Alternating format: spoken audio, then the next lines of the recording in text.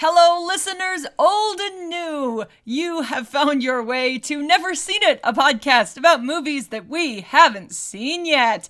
I'm one of your hosts. I'm Betsy. With me, as always, is my co-host and my husband, Trent. I'm Trent. You are Trent.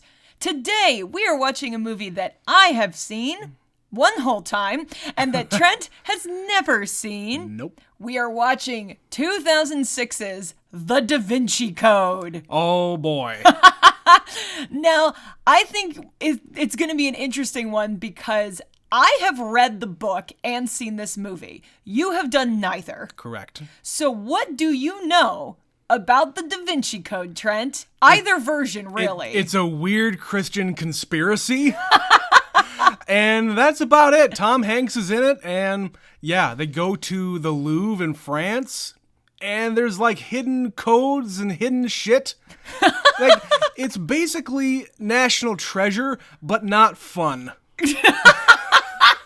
That's my interpretation of the Da Vinci Code. Is this just based on the feedback, the way people talk about this movie, the things you've heard people say about this movie? Because I remember back in the early 2000s when the book came out, I was given a copy of this book, by the way. Okay. I never opened it up. Why? Because the person who gave it to me is a crazy Christian conspiracy theorist, and I didn't want to go down that road. So, yeah, I don't really know what to expect going in. It's Tom Hanks, so it's at least going to be coherent. But like what they're doing, I don't know what the goal is because the Da Vinci Code is one of many books.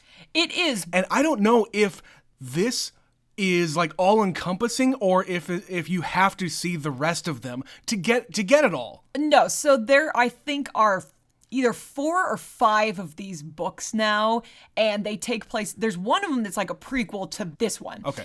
But they are standalone stories, so it's not same, an all-encompassing, every movie is an all-encompassing story. No, it's the same character, and he has like a different adventure, basically. Okay, so different conspiracies. Different conspiracies Got altogether. Got it. But this one is a tightly wrapped, beginning to end, close the book, it'll be over. So you don't have to actually know anything about it.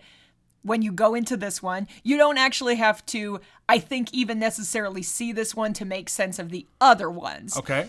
But this was the first one, and this was one of the biggest books of all time. Yeah. And especially around the early 2000s when this came out, everybody in the fucking world was reading this book. Yeah. And I will tell you, I liked this book. Is it like the greatest book ever written? No, it is meant to be a page turner, so it's easily consumable. It's massive. It's like 500 pages or something. Yeah. But you can just cook through it because a chapter might only be 2 paragraphs.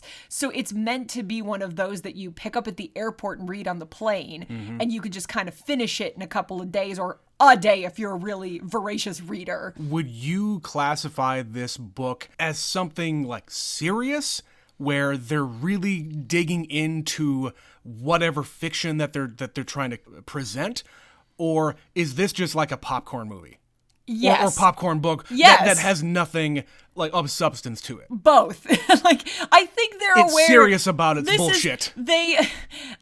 Whether this guy did like deep research or anything, I don't know. But it is a page turner of a book. Like, All right. I enjoyed it. So then logically, everybody was trying to get the movie rights for it. And you to get a make big this- star to like get a Tom big Hanks. star. I don't know who directed it. Okay, though. I know you will definitely know this person because it's not an insignificant director. All right.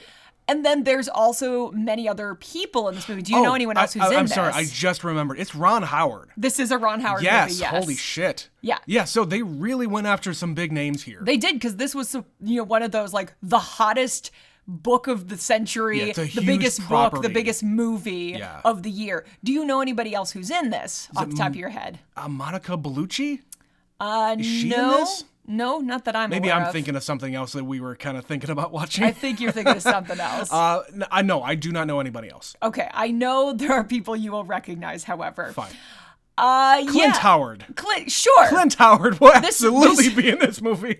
He may or may not. I don't know. Ron Howard has kind of stopped doing that as far as his like dramatic movies. He doesn't always include him in some of these big budget things. All right.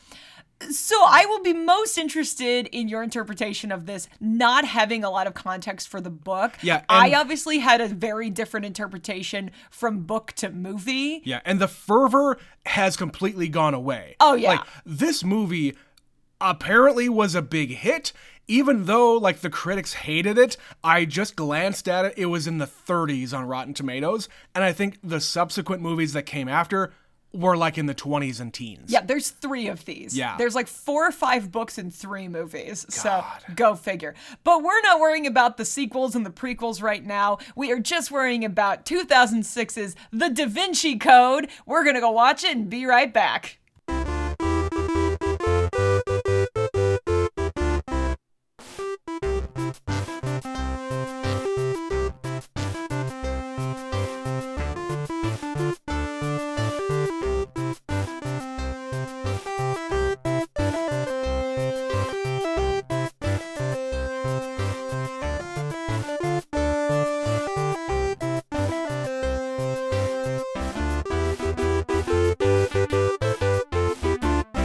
And we're back. Okay. So, Trent, before we recorded this episode, before we decided to do this movie for the podcast, you had asked me if you thought this would be a good one to cover. And I said, I don't know, but I do believe you will have thoughts. Certainly. So, what are your thoughts? Clint Howard would have made this a better movie. Well, it's set in France. You can't blame him for not finding a place for him to just be inconspicuously in the background. And who knows, maybe he was there somewhere, we didn't catch him. Anyway, man, when I said that this was gonna be National Treasure, but not fun, I didn't know how right I was gonna be. This is the movie that dares ask, what if National Treasure and Dogma sucked? Yeah. Yeah, because those 2 movies are infinitely more enjoyable than this movie. It's not fun. This movie isn't any fun at all. all. No, it is so self-serious. There is not a minute of levity in the entire movie. Not entirely true. When Ian McKellen first shows up, fine. He gets to be cheeky. Ian McKellen gets to be himself, and that's fantastic. For about 35 seconds total in a 2.5-hour movie. A slog. This movie feels so long. You had to pause it for a minute in the middle. Yeah. And we were only an hour in, and I was like, dear God. What makes the book really fun is the relentless pace that I was talking about in the intro. It just cooks. Like, you cannot stop reading. You have to keep turning the page because I believe you. It's jumping from place to place and story to story, and here's what that person's doing, and here's what these people are doing. There's a revelation on every single page that just keeps on, okay, what's the next thing? What's the next thing? And that's kind of how National Treasure does it, because it's a globe-trotting thing. You got these funny people who are quipping back and forth, and it's a grand old time. There's also a romance in there. This one, however, it's just remarking on what's happening. And there's so much they're trying to condense. Yeah. And it's very complicated. Sometimes it works. Convoluted as Sometimes hell. It works the way they explain it. And sometimes it's just like, wait, what the fuck are they talking about? I was paying attention very closely, and it wasn't until Ian McKellen is revealed as being teacher. It was at that point that I kind of lost it. I lost what everybody's, like, motivations were. Who's a good guy, who's a bad guy. Like, when they broke into that church where they were futzing with the dials, the cops come in and say, arrest Ian McKellen and leave the other guys go, even though their faces were plastered over all the news and everything else. They're the most wanted people in the entire country. It's because we have a revelation out of like a single line of dialogue. Well, why would you even know that man? Right. Wait, you used me. Right. He didn't actually go to you in confession and say that he murdered people. Well, I was using you. But it takes so long to get there. Like, we don't know why the cop is so gung-ho about getting him until an hour later. We don't know that he's connected with the bishop, and the bishop is connected with Silas, and we don't know who Silas is and what his deal is and why he's an albino. It's almost as if blind faith is a bad idea. And just full disclosure here, I am not a member of any kind of religious group. in any sense of the word. I never have been. Betsy, however, I like Robert Langdon. I grew up you Catholic. were raised so Catholic. A lot of this stuff I've heard because I went to 12 years of Catholic school. Sure. So I know the stories and who is who and all of that. Yeah, and I know. So I understand why, like, the Catholic Church in particular was not happy about this book. But also, guys, it is a piece of fiction. But of course. But it's also based on a lot of real stories and real things that have been discovered over history. But it's like any good conspiracy theory. There are nuggets of truth. Yeah, there's hints of truth So in there. then you are more inclined to believe the whole thing is true, even if parts of it are false. So it is a piece of fiction. It is a book. It is a movie. So people to get up in arms in it, it's like when people were protesting Dogma and Kevin Smith went and protested with them because he's like, this is fun. And he was also a Catholic. Yeah. So it's just step back. Let's not be so self-serious about it. It's a piece of fiction. But then the movie itself is very self-serious. It is, and that's why it just didn't land. You were looking it up. This movie is a 25%. Yeah, I was wrong. I thought it was in the 30s. No, it's 25% for this movie. But the audience score is 57, which you thought was low. I thought was generous. Just based on the fervor around it and like how successful it was, I thought more people would actually like it. Here's the thing. Most people, especially in 2006, they weren't looking, like Rotten Tomatoes, I don't even think existed in 2000. Sure. It did? did? Oh, yeah.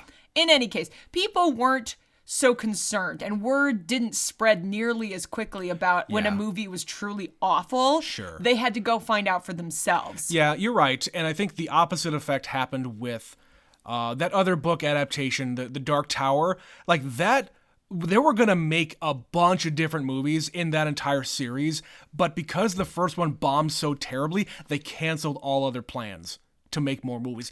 And it was because of word of mouth. Yeah. People who love those books went to go see the first one, and they hated it and told all their friends, don't you dare. Don't even bother. And they didn't. And this series, however, it didn't bomb. Like, the critics hate all of these movies as far as I'm aware. Yeah. But they made so much fucking money, and you have somebody like Tom Hanks as the star, they just keep making them. Now, part of the thing I was I was gonna say while we were watching this is a lot of the problems, because it's so dense and they're trying to edit it down to 2.5 hours, is, maybe this would work better as a TV series, which is something we've touched on with other properties, other movies we've watched. Other stuff based on books. But then I remembered, they did a Robert Langdon TV show last year on Peacock. Oh, fuck, really? really? The Lost Symbol is a prequel. I think it was the third book that came out, but it's actually a prequel of the Da Vinci Code. Okay. And they did make it a TV series, and it's terrible. So I'm like, maybe this is just that property that's really hard to adapt. Well, and another thing that I just read was they didn't think that this movie was going to be a hit at all. So they resisted, and they actually cut some things out of the movie that referenced the future books. The Angels and Demons and Inferno. The Lost Symbol, Inferno, Yeah. and then Origin. So yeah, there's 5 of them now. They cut some stuff out of the movie because they didn't want to be setting up sequels. Good. like they do in all movies these days. Yeah. They set it up for a sequel, and then you're left wanting. It's left hanging out there, and it's unresolved forever. Right. And in this movie, there is none of that. Which, again, like I said, they don't need it because the book is standalone. Like, it wraps up, it is closed, it's done. Yeah. And then the next one just starts anew. Yeah. It's the same character, but that's the only connection. And I don't even remember that they reference the events of the first one that much in the second book. Is it the same characters in all of the other books and movies? Just Robert Langdon. Okay. He's the only through line in all of the books. Okay. But this is another thing we obviously have to talk about. Part of the reason they didn't think this was going to be successful, in the same way that a lot of people lost their shit when Jamie Dornan was cast as Christian in 50 Shades, people really lost their shit when they cast Tom Hanks. Because I'm telling you right now, he is very miscast in this movie. Okay. Having read the book, I agree completely with that consensus. Robert Langdon, the character, is supposed to be like your hot middle-aged history professor. All like right. Charming and athletic and a little bit of a babe. A sex symbol. A little bit, like the Okay. sexy professor thing. All right. Let's be real. Tom Hanks is not that. Not at this age. No. And he had this hair trying to make him edgy, and he Right. looks fucking stupid. I hate this hair on Yeah. him. I don't know why he did that other than a character choice, and I think it's the wrong one. It was 2006. Everybody had long hair. I guess. I don't know. But the thing that I, again, read before we sat down here was the first person that Ron Howard considered for the role was Bill Paxton. Now, based on what I just told you, do you think he would have been a better choice? Yes. Yeah. I really like Bill Paxton. He's and charming I think and he would have been funny. more fun for Yes. this role, and Tom Hanks just took it completely seriously. He would have brought a little bit of that wink nudge Right. kind of thing. Just a little chemistry, a little crackle. and maybe a little bit of skepticism. Yeah. Because Tom Hanks, his character, is just taking things as it comes. Mm-hmm. He's not questioning anything. Yeah, and it's just really frustrating because, like I said, the book is really good. And the fact that you say that they thought it was going to bomb, Yeah. that tells me you knew this wasn't good. Like, the cast was wrong, the script is wrong. You know, we already talked at length about Ron Howard and his involvement with, like, Solo. I'm not saying he was the wrong director for this per se, but ultimately he is responsible for the final product. It is, and I'm going back to the idea that it feels like they just brought in some big names so that it would lend the movie gravitas instead of turning into this direct-to-DVD kind of shit, like when they put out fucking like the Left Behind movies with Nicolas Yeah. Cage. Yep. That's kind of where I thought this was going to be. International bestseller, Yeah. straight to video. Yeah, exactly. But they got some big names in this, and it's the end result is middling. It's not bad. It's not a bad movie, but just me sitting here never seeing a lick of it prior to today, oh man, there are seeds here.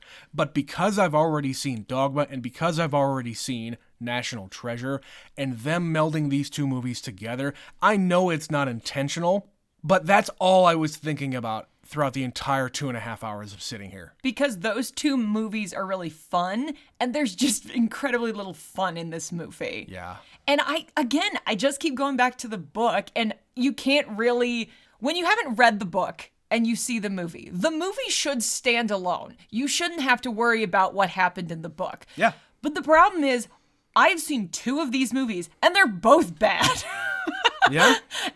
Regardless of if you've read the book or not. You haven't read the book. You don't know shit about the book. No. The movie as a standalone, though, it doesn't work. Yeah, I don't really, of course I can't speak to that, but there's been plenty of movies that are adapted from books and have a huge following that are quite successful and people really like, but I don't know. I can't really speak anymore to the book part of things, but as a movie itself, it just left me just begging for it to stop. Like, By stop. the end. Like, it's not even trying to, like, preach to me or anything like that. It is, and in some cases, it is preaching against the Catholic dogma as it is, which I appreciate. It goes back and forth from people's different perspectives, because you've got Yeah. the people that are trying to stop this and Yeah. put an end to this and silence this Yeah. part of history. And then you've got the people who are trying to break the chains, as it Yeah. were, and set the truth free. Right, and there's so much weight on the happenings of this movie. You have stuff going back thousands and thousands of years, And that the just footage from those It places. just so happens that it's just these two people who are the crux of everything. You're introducing the shit about the Knights Templar and France invading fucking Jerusalem and all of this historical Constantine and the formation of the modern Christian faith. Right, them basically writing the Bible as a consensus and taking out these gospels and putting these in and making sure that people knew that Jesus was divine instead of just a dude. So, And this is a lot to pack in 2.5 hours. Meanwhile, there's also a murder, but there's actually 4 murders. Right. And the guy who is doing the murdering is an albino priest who's into self-flagellation. Yep. And then you've got a sub-faction of the Catholic Church. There's a bishop and this different, like, really conservative group within the church that will be disowned and excommunicated if they are found out. Right. And if they're hiding this revelatory piece of information from the entire world that Jesus married Mary Magdalene, had a child. Or he impregnated Mary, and she gave birth to a child. And so his line lived on. Exactly. Yes. So and it's the whole crisis of faith. That right there would be a world-changing event if it could be proven. Right. And it's just kind of nothing. Nothing ever comes of it because she finds out that she is the last scion. Where have you heard that before? I don't know. I've never heard that before. And she is just going to be with her commune of friends and family that have been watching over her forever. Her whole entire life. And I'm your grandmother. Revelation. Like, what? Okay. Okay. Strange woman I've never seen before. Nice to meet you. I don't know what you're saying. You might be a crazy woman. So this ending, I think, is the least interesting thing about the entire movie. It just ends in a fart. So yeah, there's like a murder, and there's this big conspiracy, and there's people playing, using other people as pawns and playing off of each other, ultimately leading to, it's a search for the Holy Grail, but it's not a cup, it's a metaphor, Trent. It's a metaphor. Uh-huh. And they get to the end, we find out that it's her, it's Sophie. She's the Holy Grail. The descendant from Jesus. Yeah. And the way they can prove this is Mary Magdalene, her body, where is it? Because if they can find it, they can connect the genes, so to speak. But they find the church, like after like 3 fake outs. They keep the rose line. There's several roses throughout this movie. Uh-huh. And the quest just keeps getting more and more complex. Here's a clue, and there's another clue, and that leads to the next clue, which is another clue. Yeah, it's the whole Knights Templar, and they're the defenders of this group, but then the church turns on them somehow in history, and it's just kind of lost to time because those are the only people who knew about it. Right, and so there's all these clues, and there's a grandmaster, and Isaac Newton is involved. Right.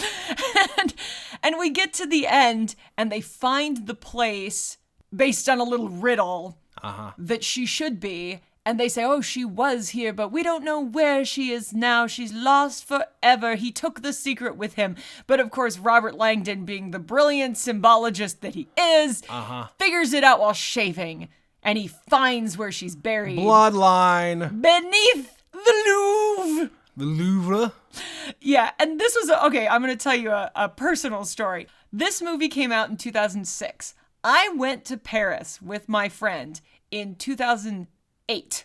So fairly close history. Mm-hmm. And when this movie came out, they did the thing that most movies they know are going to bomb do, and they shove it down your throat with the advertising. You just see it relentlessly. Mm-hmm. And the bit I always remember was Tom Hanks going, Da Vinci, like surprise. And so I have a picture of myself. We went to the Louvre and we went to the Mona Lisa, and I have a picture where it doesn't look like I'm doing anything, but what I am doing, I told my friend I needed her to take a picture of me doing this. I was looking at my paper, and then I looked up at the Mona Lisa and I went, Da Vinci. And then I found the spot with the pyramid and the inverted pyramid. And I was like, guys, if you've read the Da Vinci Code, you know what this is. Did you kneel down and pray to Mary? No, because it's a movie, Trent. It is a piece of fiction. How many people have tried to go and to the basement of the Louvre? If you've never seen Pee-wee's Big Adventure, remedy that right now and go watch that. Anyway, the basement of the Alamo. Basement of is that where she's buried? The Alamo. I remember the Alamo. But yes, there's pictures of me at the Louvre making fun of the Da Vinci Code. And I think at that point I had read the book, but I had not seen this movie yet. Yeah, and you would have known what to take from the book. Because in the book it's the same. They do end where that's the big reveal. But I don't think that he actually figures it out in the book. I think in the book, you, the reader, gets to know where she's buried, and he doesn't figure it out. Okay. If I'm remembering. It's been a good 15 plus years since I read that. Yeah. Oh, man.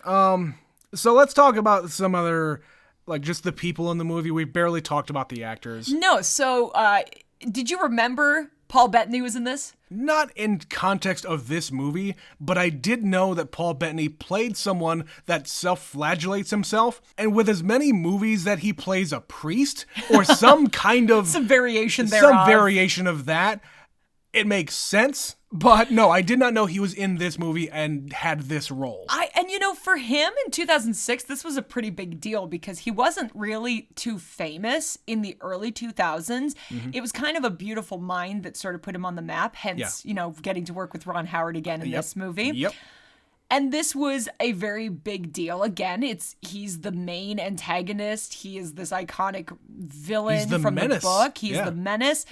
And he's an albino. I don't really remember why that's significant or if there's any significance other than it's memorable. He's a tortured soul, I would say. Like he was bullied, I'm sure, as a child and just has never gotten into society. And this is the only thing that he can fit into because they are accepting him for being a freak, quote unquote.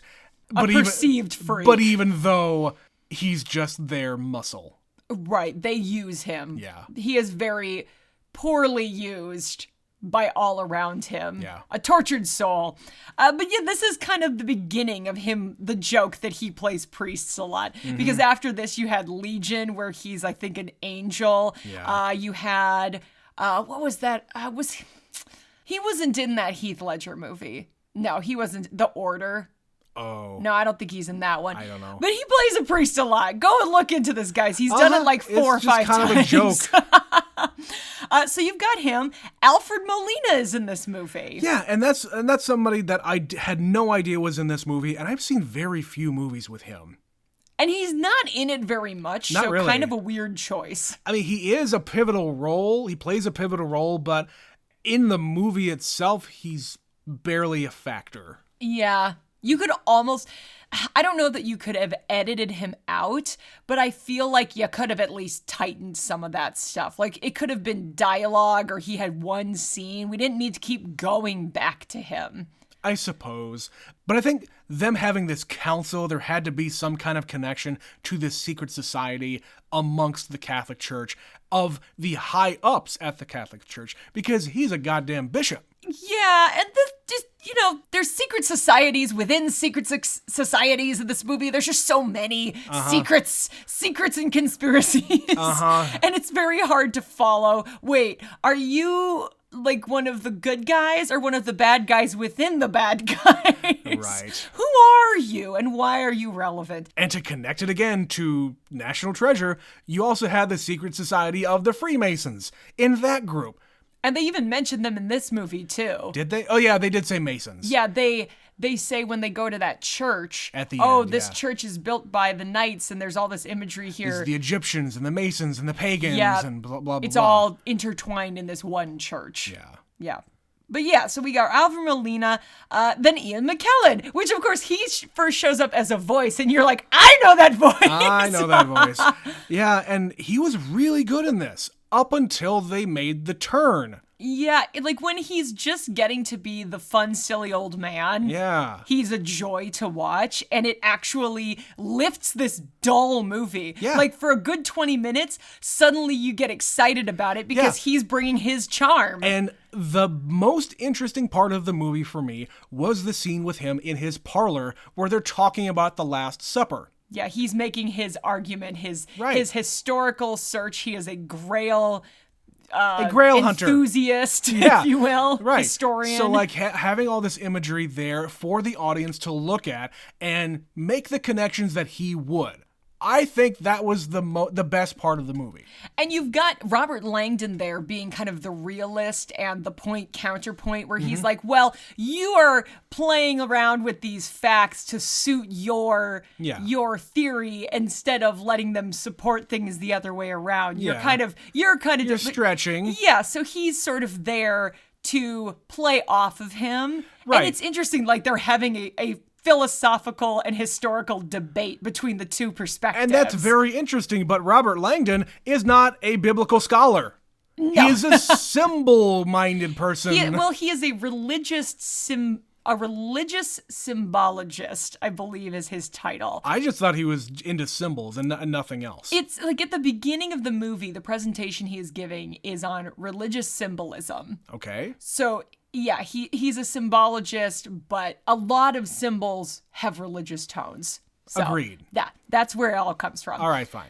Anyway, so yeah, when Ian McKellen shows up, it actually gets to be fun for a little while. Yeah, I like to learn. Right. And he is very funny, and he's playing the old man, and he's got a cane, and he's beating up Paul Bettany.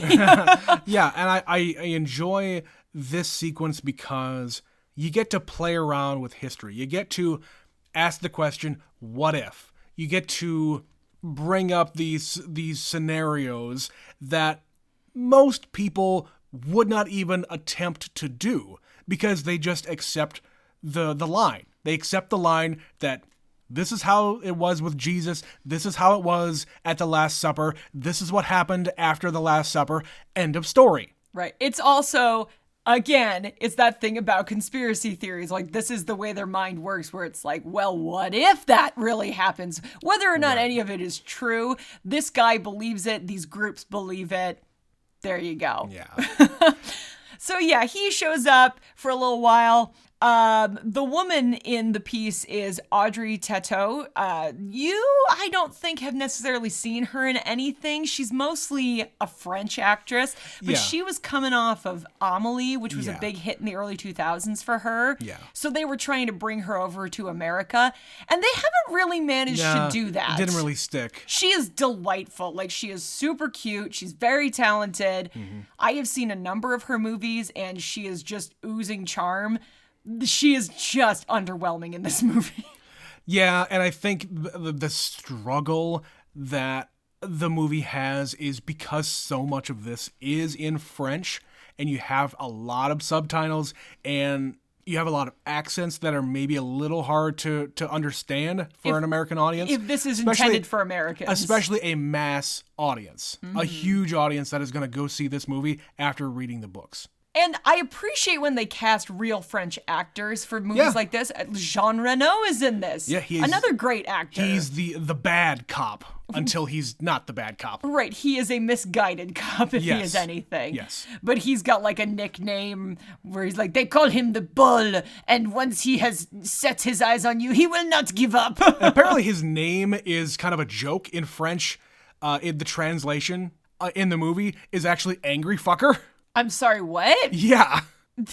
For French cinema, his name is Angry Fucker. Uh-huh. That's a really aggressive name, and just a reminder what uptight Americans we are, that they just kind of casually throw things like that out in Europe. Right. But yeah, anyway, his character's name translates to that. Wow. Even though he's, maybe it's like a rough translation, but yeah, that's his name.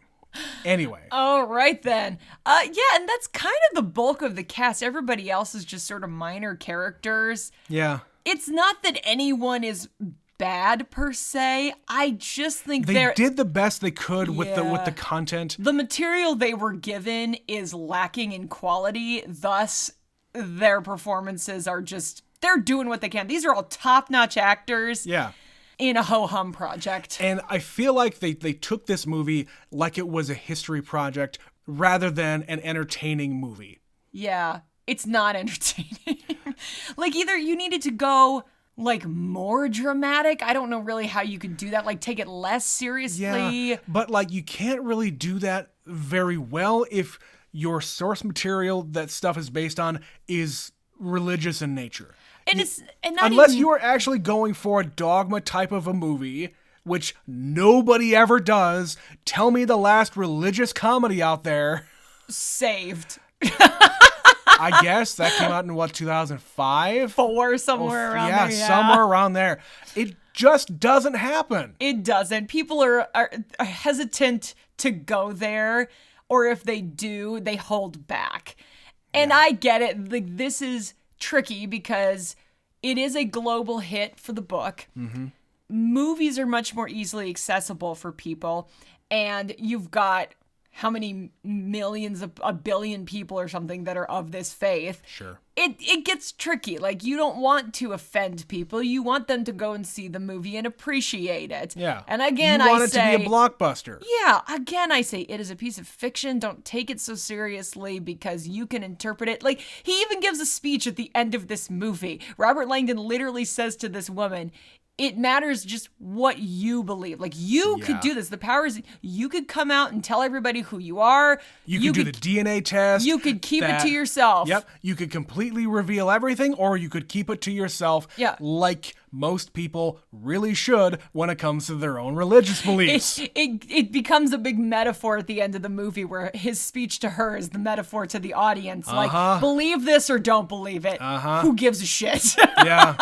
And I'll tell you what, I mean, I said it while we were watching the movie. I believe that we as a society would have been much better off if we were to have adopted the pagan religion as opposed to Christianity, because the stuff that they're really not saying here, they're saying it without saying it. The big conspiracy, the cover-up, if you will, is that the Catholic Church has covered up and hidden the significance of women in our human society. Fair. Yeah. And because Mary Magdalene... Not just the Catholic Church, just people in general. Sure. Men. Again. We will call them men. Yes, men have covered up the significance of women. You belittle them by just saying, oh no, Mary Magdalene was a whore. Or whatever you want to call it, whatever It's a smear campaign. Exactly. Or like even Marie Antoinette gets a bit of a bad rap. Yeah. Like, she never said let him eat cake. That's some bullshit that somebody made up. Exactly. So you can't be a significant woman of history and be the hero. You have to be the villain. Or at least a little going naughty. back to original sin, you know? But what I'm trying to say with this is... Even like when they were talking about these pagan rituals, they worship like sex. They worship women. Like they look up to women goddess divine, as it were. All of that stuff, they have equal footing. Mm-hmm. Yeah. And it's more like tied to nature and nurture and things of that. It's a simpler philosophy. But don't get us wrong. Believe what you're gonna believe. Yeah. But just maybe don't start crusades and murder people in their name. Yeah. That's maybe a bad idea. Just be a good person. Yeah. You don't need religion to be a good person. That's true. That's good.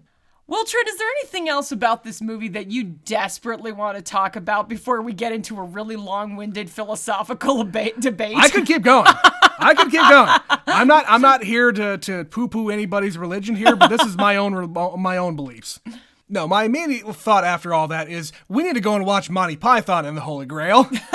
Because you've never seen it, Trent? I have seen it. Okay, I've seen that one. I've seen that one, and I've seen Life of Brian. All right. Which I actually like Life of Brian better than I do Holy Grail. Also, fun fact, the old woman at the end of the movie who says, I'm your grandmother, she's in Holy Grail. I was trying to figure out... No shit! I was trying to figure out why she looked familiar, and I didn't quite place the thing I know her from. She's kind of in a lot of things in like little bit roles, but yeah, she's the historian's wife in Holy Grail. Oh god! So she's probably in one scene. Man, but there you go, just a little tie-in. I had no idea. That's funny. But no, the last thing I wanted to say is I just feel like the book and the movie are taking words and phrases and people of history that have names that you recognize, like Da Vinci and Isaac Newton and the Mona Lisa and all of like the Madonna and the baby and all this stuff that you recognize and just applying it to their own thing to make it more important than it actually is. That's how you make a conspiracy make sense. I know. That's exactly what it is. Yeah. And yeah, I didn't hate the movie. You just wanted it to be over because it's boring. At certain points, it's just straight up boring. And with them like doing the like the flashback scenes. And the weird history things. Yeah, like trying to educate the audience, but not really.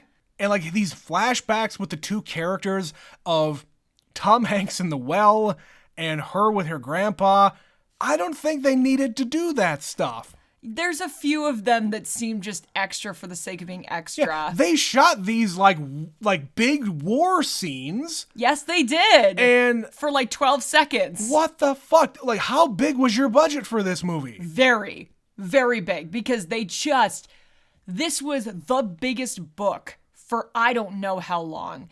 And they wanted badly for this movie to do well, and they were going to put as much money behind it as they had to accomplish that. And unfortunately, they did it, but they didn't give a shit what the product was. Much. Like, they had all this money burning a hole in their pockets, and Ron Howard went to his producers and said, what can we do? What can we afford to spend this money on? Because we have all this money. We have a budget, yo. Yeah, we have this budget to make all these CG scenes that didn't actually happen. We're making the summer blockbuster here. Let's do it with like upright. 3 characters. Yeah. Man.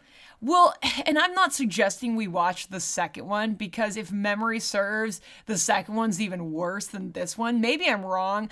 I certainly remember that the way they adapted it was bullshit. Like, they straight up changed things entirely from the book. This is pretty true to the book, at least. It's just so dense, it's hard to get into 2.5 hours. Do you know what those other books are about? Like, this one's about the Holy Grail and Mary and the last scion, as it were. I know in the second one they end up in the Vatican, but I can't remember why. Is it all religious based? The second one is. The third one is the prequel, and that one is not so much. I mean, again, it's religious symbolism, but it's not about like priests and holy people and things of that kind. It's more a guy is murdered or he's missing and his son is crazy, and I don't know. There's like a whole lot of stuff. There's a whole lot of stuff. And I haven't read the other ones. Beyond that. I've read the first 3. Okay. I think I have the other 2. I've just never gotten around to it. But yeah, I would be curious to revisit the second one. I think it would just make me mad, though, because I didn't really remember anything about this movie, and I think it's because I didn't like it. And I think I didn't like it not so much because I like the book better, but because the movie is just not very good. Yeah. There it's not memorable. There have been plenty of movies adapted from books, successful books, that just bomb and that are bad. Yeah, or they don't bomb, but they're still bad. Sure. And then there's other movies where, like The Hunger Games, we had very low expectations for something like that, and it was an incredible movie. Well, the first couple of them were. The first one. Singular. The last fucking movie sucked ass. It was terrible. That is a bad movie. Yeah. It's real bad. Beginning to end, the last Hunger Games movie is terrible. The first one is fantastic. The second one is good. The third one is it's a mess. It's a mess, but it's not terrible. You can understand what's happening, but it is setting up the finale of a bullshit ending. It's terrible. The end is real bad. But yeah, I think that's going to be all our thoughts on the Da Vinci Code, so we're going to throw it to an email. Yeah. All right, we got one here from Mitch about being John Malkovich, so one of our weird movie series. He says, "Hello guys, I really liked the weird movie series, especially being John Malkovich. 1, because it was a movie I was inspired to watch about a year ago because of your podcast." Okay. Well, thanks, Mitch. 2, you forced Trent to watch a John Cusack movie. Wonderful job, Betsy. It truly is weird, but in such a unique way. Only a person of a strange and weird mind could come up with a movie like this.